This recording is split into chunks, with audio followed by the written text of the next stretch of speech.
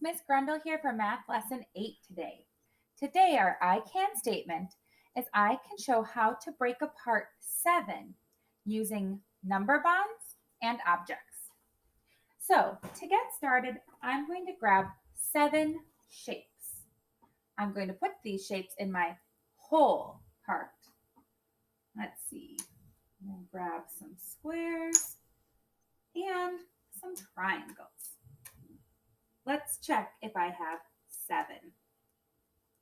1, 2, 3, 4, 5, 6, 7. All right, I have all 7 pieces. Now I'm going to sort these pieces into squares and triangles.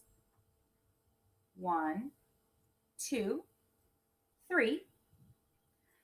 1, 2, 3, 4.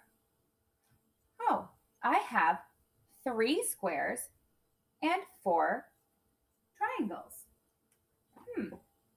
I'm going to record that information.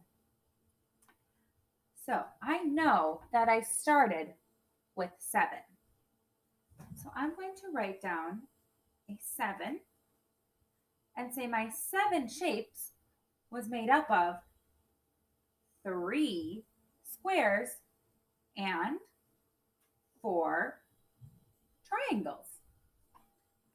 I wonder if I could do this a different way. Let me try again. I'm going to grab my shapes, but I'm going to use different amounts of each of them. Okay, let's do that. All right, please help me count. Let's check if I have 7. 1, 2, 3, 4, 5, 6, 7. All right, I have 7 shapes. I'm going to go back to sorting, putting my squares in the top and my triangles in the bottom part. How many squares do I have? 2. How many triangles do I have? I have 5 of them. Let's record this information as a number sentence. So I know that I started the same way. It still started as a 7. But this time I had 2 squares and 5 triangles. Now I notice that 2 and 5 is different than 3 and 4, but they still both equal 7. So different numbers can add together to make the same number. Do you think there's any other ways we can make 7?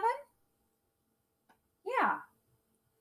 Let's try this. Move these over. All right. I have 1, 2, 3, 4, 5, 6, 7. Okay, time to sort them. That goes there. This goes here. Okay. So I already know that this equals 7. How many squares? 1. And how many triangles? 1, 2, 3, 4, 5, 6. 6. All right, so 1 plus 6 equals 7. Look at those numbers. I notice that these numbers are getting bigger. 1, 2, 3.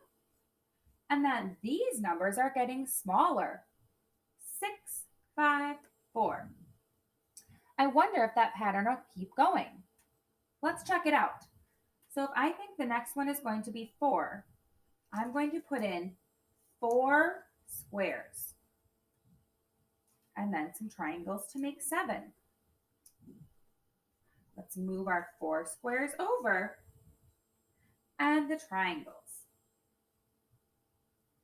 So we know 7 equals 4 squares and 1, 2, 3 triangles. Our pattern is still going. 1, 2, 3, 4, and counting down. 6, 5, 4, 3.